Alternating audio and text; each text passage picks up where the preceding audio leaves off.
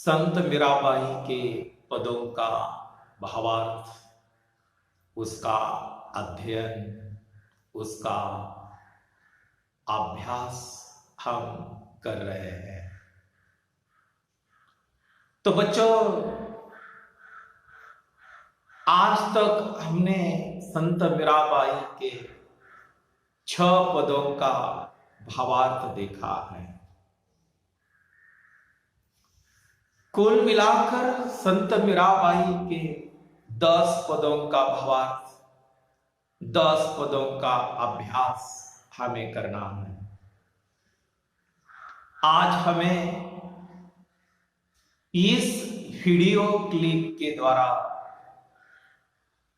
7 और 8 नंबर का जो पद है उसका सारांश, उसका भावार्थ, उसका अभ्यास हमें ध्यान देकर गहराई से करना है। बच्चों, संत मीराबाई का 7 नंबर का जो पद है उसका भावार्थ हम देख सकते हैं। वह 7 नंबर का पद में बहुत धीरे से आप समझ पाओगे। इस तरीके से मैं पढ़ना चाहता हूं और फिर उसके बाद उसका संदर्भ, उसकी व्याख्या यानी उसका सारांश हमें देखना है। तो चलो बच्चों, संत मीराबाई का 7 नंबर का पद, निपट बंकट छब अटके, निपट बंकट छब अटके, मारे नैना निपट बंकट छब अटके। बच्चों, मैंने इसके पूर्व भी कहा है कि संत मीराबाई के पदों की जो भाषा है वह गुजराती, राजस्थानी, पंजाबी, इन 3 भाषाओं के जो शब्द है मीराबाई के पदों में हमें देखने को मिलते हैं। और हम ग्रामीण इलाके के जो विद्यार्थी है, छात्र है, उनके लिए ये मीराबाई के पदों की जो भाषा है ये थोड़ी सी टेढ़ी मेढ़ी लगती है। परंतु मैंने यह भी बात स्पष्ट कर दी है कि जिस समय हम मीराबाई के पदों की एक एक लाइन, एक एक पंक्ति और एक एक पंक्ति का जो शब्द है वह बहुत बारीक मन लगाकर पढ़ लिया और उसका अर्थ समझ लिया तो निश्चित रूप से मीराबाई के पद समझने के लिए बहुत आसान है। निपट बंकट छब अटके, मारे नैना निपट बंकट छब अटके, देखो रूप मदन मोहन रो, देखो रूप मदन मोहन रो, पियत पियुख न मटके, बारिज भवा अलग मतवारी, बारिज भवा अलग मतवारी, नैने रूप रस अटके, टेढ़ा कटो टेढ़े करो मुरली, टेढ़ा कट टेढ़े कर मुरली, टेढ़े पाय लर लटके, मीरा प्रभु रे रूप लुभानी, गिरधर नागर नटके। प्रस्तुत पद संत मीराबाई द्वारा रचित पदावली से लिया गया है। और जब हम ये पद पूर्ण रूप से पढ़ते हैं तो हमें एक बात स्पष्ट होने लगती है कि इस पद में संत मीराबाई ने श्री कृष्ण की सुंदरता का वर्णन किया है कि हमारे श्री कृष्ण कितने सुंदर हैं। श्री कृष्ण की भौवे कैसी है, श्री कृष्ण की आंखें कैसी है, श्री कृष्ण कैसे खड़े रहते हैं, श्री कृष्ण के मस्तक पर, माथे पर जो मोर मुकुट है उसकी शोभा कैसी है, उनकी आंखें कैसी है। अने संत मीराबाई ने अपने आराध्य, अपने प्रियतम श्री कृष्ण की सुंदरता का इस पद में अत्यंत सहज शब्दों में वर्णन किया है। बच्चों, इस पद का एक एक लाइन जो है, एक एक छंद जो है, उसका भावार्थ हमें देखना है। अने संत मीराबाई श्री कृष्ण की सुंदरता का वर्णन करती हुई कहती है कि निपट बंकट छब अटके, मारे नैना निपट बंकट छब अटके। संत मीराबाई कहती है कि हमारी नयनों में, नयन यानी आंखें, नयन यानी आंखें, संत मीराबाई कहती है कि हमारी आंखों में श्री कृष्ण की छवि, छवि यानी शोभा, शोभा यानी सुंदरता ऐसी अटक गई है। संत मीराबाई क्या कहती है कि हमारी आंखों में श्री कृष्ण की सुंदरता, श्री कृष्ण की छवि, श्री कृष्ण की शोभा ऐसी अटक गई है कि वह अब निकलना मुश्किल है। श्री कृष्ण की छवि उनकी आंखों में अटक गई है। मीराबाई कहती है कि वह छवि, वह सुंदरता अब हमारी आंखों से बाहर निकलना मुश्किल है। संत मीराबाई अगली पंक्ति में कहती है, देखा रूप मदन मोहन रे, पियत पियुक ना मटके। संत मीराबाई कहती है कि अरे मैंने तो मदन, मदन यानी कामदेव, कामदेव की सुंदरता भी मैंने देखी थी। बच्चों, ये मदन, मदन यानी कामदेव, ये कामदेव उसकी कथा अलग है बच्चों।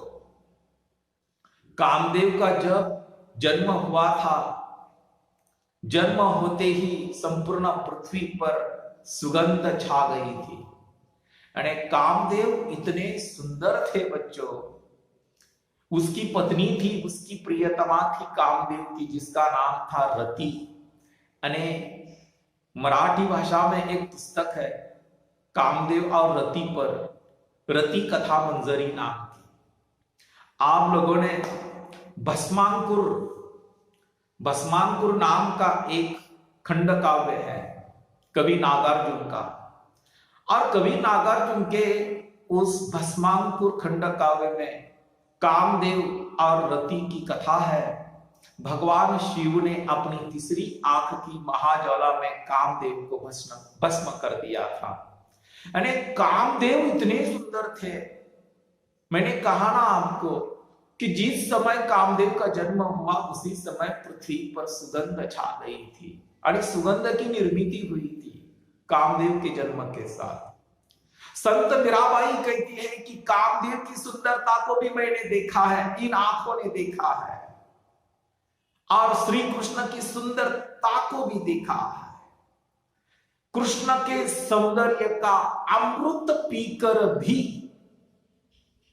मोहन वाले, मोहन वाले यानी श्री कृष्ण की सुंदरता का अमृत पीकर भी मेरी ये आंखें चंचल नहीं हुई, मेरी आंखें नहीं खुलती।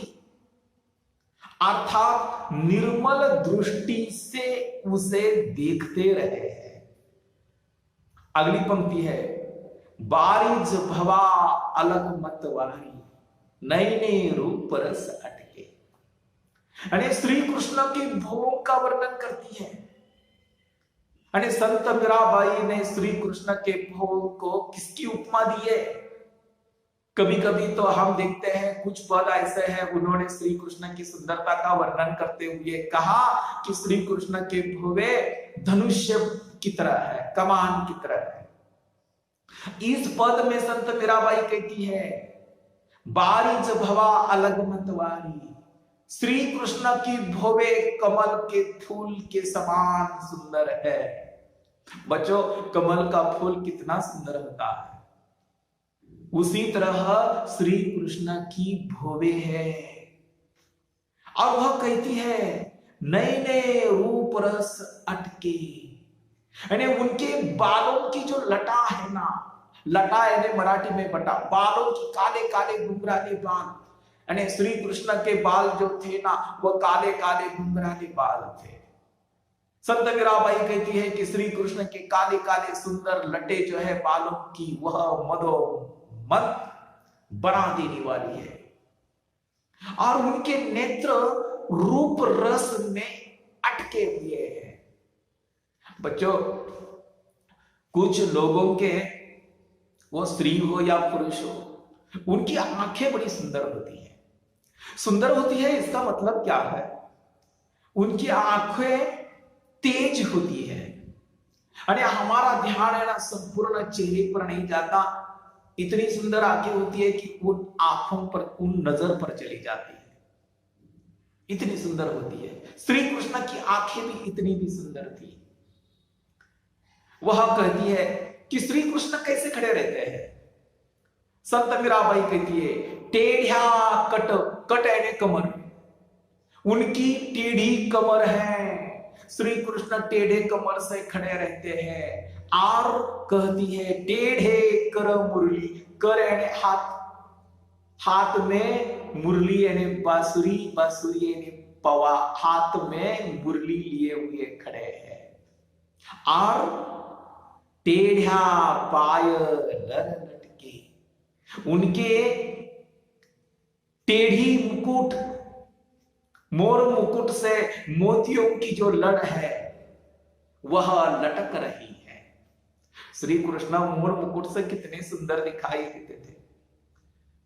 कमर में पीला पीतांबर, छाती पर वनमाला, हाथों में बांसुरी, कानों में कुंडल और माथे पर मोर मुकुट, बहुत सुंदर दिखाई देते हैं। और आखिरी पंक्ति है मीरा प्रभु रे रूप लुभानी। मीराबाई प्रभु यानी श्री कृष्ण के रूप पर, सौंदर्य पर मोहित हो गई है, आकर्षित हो गई है। इस तरह ये 7 नंबर का जो पद है उसका भावार्थ। अभी 8 नंबर का जो पद है ना वह छोटा है। 8 नंबर के पद में केवल 4 पंक्तियां हैं और बहुत आसान है। चलो हम 8 नंबर का पद पढ़ते हैं।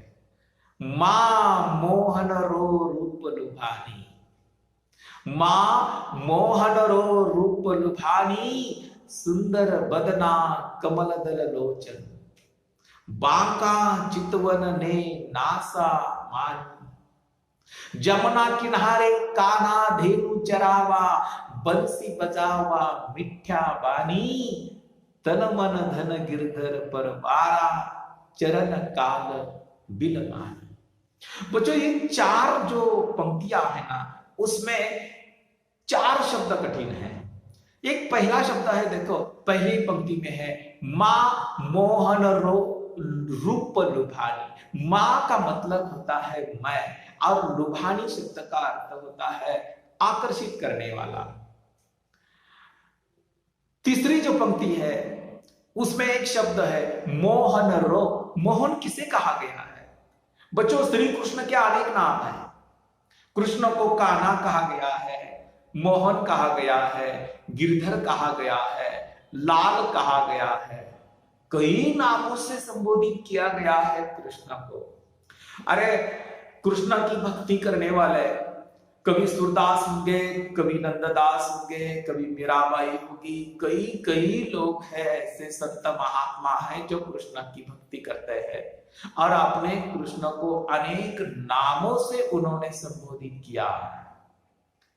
संत मीराबाई ने कृष्ण को मोहन कहा है, मोहित करने वाला। और एक शब्द है समानी। समानी शब्द का अर्थ होता है समा गई। और एक शब्द है बिलमानी। बिलमानी का अर्थ होता है विलीन हो गई, रम गई। प्रस्तुत पद संत मीराबाई द्वारा रचित पदावली से लिया गया है। और इस पद में श्री कृष्ण के सौंदर्य का वर्णन किया गया है। परंतु इस पद में श्री कृष्ण के सौंदर्य का वर्णन तो किया है, परंतु उसी के साथ साथ श्री कृष्ण के प्रति मीराबाई की जो भक्ति है, मीराबाई का जो समर्पण भाव है, वह व्यक्त हुआ है। बच्चों, कभी कभी मुझे बड़ा आश्चर्य होता है कि ये संत मीराबाई हो, नहीं तो सूरदास हो, नहीं तो रसखान हो, क्या लोग थे ये भक्ति करने वाले। इन लोगों ने उस भगवंत के चरणों पर अपना सारा जीवन समर्पित कर दिया था। और हम लोग तो कैसे हैं मालूम है, हम आम आदमी हैं। आम आदमी यानी सामान्य लोग हैं, कोई ना कोई मन में स्वार्थ रखकर उस भगवंत से हम प्रेम रखते हैं। मनुष्य स्वार्थी है ना। हम किसी मंदिर में चले जाते हैं, मूर्ति के सामने हाथ जोड़कर आंखें बंद करके हम अरे कुछ ना कुछ मांगते हैं भगवान से। अरे भगवान के पास क्या है देने के लिए? ऐसी तो बात नहीं है भगवान कोई गठरी लेकर बैठा है और उस गठरी में हर एक चीज है। आप मांगेंगे, भगवान वह गठरी खोलेगा, पोटली खोलेगा और उसी से वह चीज आपको देगा। बच्चों, भगवान की भक्ति यह निस्वार्थ भाव से होनी चाहिए। उसमें कोई लोभ नहीं, उसमें कोई मोह नहीं होना चाहिए। वह पवित्र होनी चाहिए, कांच की तरह, झरने के पानी की तरह भगवान की भक्ति होनी चाहिए, प्रेम होना चाहिए, वो निस्वार्थ होना चाहिए। एक तो बात है कि हम जब मंदिर में जाते हैं तो हम आम आदमी कोई ना कोई वस्तु मांगते हैं, कोई ना कोई भले की बात मांगते हैं, भले की बात करते हैं। अरे भगवान किस किस की सुनेगा, क्या क्या देगा भगवान। और भी एक बात है, हम मांगते तो है केवल हमारे लिए मांगते हैं, स्वयं के लिए। हम पड़ोसी के लिए नहीं मांगते, गली वालों के लिए नहीं मांगते, गांव वालों के लिए नहीं मांगते, केवल हमारे लिए मांगते हैं। हम मूर्ति के सामने खड़े होकर कहते हैं कि भगवान मेरे परिवार को सुखी रख दे। अरे हम ये नहीं कहते कि सारी दुनिया को सुखी रख दे, हम स्वार्थ मन में रखते हैं। तो चलो बच्चों, इस पद में संत मीराबाई ने श्री कृष्ण की सुंदरता का और श्री कृष्ण के प्रति जो समर्पित भाव व्यक्त किया है, वह किस रूप में किया है। मीराबाई कहती है, मां मोहन रो रूप लुभानी। मीरा कहती है कि मैं श्री कृष्ण के रूप सौंदर्य पर मोहित हो गई हूं, आकर्षित हो गई हूं। श्री कृष्ण का रूप सौंदर्य ही वैसा था जो मोहित करने वाला था। संत मीराबाई कहती है कि मां मोहन रो रूप लुभानी। श्री कृष्ण की सुंदरता पर मैं मोहित हो गई हूं, आकर्षित हो गई हूं। श्री कृष्ण का शरीर कैसा है, श्री कृष्ण कैसे दिखते हैं? संत मीराबाई कहती है, सुंदर बदना कमल दल लोचन। संत मीराबाई कहती है कि उनका श्री कृष्ण का मुख, दोनों आंखें इतनी सुंदर है। श्री कृष्ण का मुख और दोनों आंखें इतनी सुंदर है कि उनकी नजर मेरी आंखों में समा गई है, उनकी नजर मेरी आंखों में समा गई है। तीसरी पंक्ति है, जमुना किनारे कान्हा धेनु चरावा। जमुना यानी जमुना नदी, जमुना नदी को यमुना नदी कहा जाता है। धेनु यानी कामधेनु, कामधेनु हम किसे कहते हैं? गैया को कहते हैं। संत मीराबाई कहती है कि श्री कृष्ण यमुना नदी के किनारे पर गैया चराते हैं और बंसी बजावा मीठी बाड़ी। बंसी यानी बांसुरी, बांसुरी यानी पवा, पवा यानी मुरली। कि यमुना नदी के किनारे श्री कृष्ण गैया चराते हैं और मधुर ऐसे स्वर में बांसुरी बजा रहे हैं। और आखिरी पंक्ति है, तन मन धन गिरधर परवारो। संत मीराबाई दासी सेविका मीरा उन पर यानी श्री कृष्ण पर तन मन धन नौछावर करके उनके चरणों में रम गई है, उनके चरणों पर समर्पित हो गई है। केवल श्री कृष्ण के लिए उन्होंने अपना सारा जीवन समर्पित कर दिया। सब कुछ त्याग दिया है मीराबाई ने और श्री कृष्ण के चरणों पर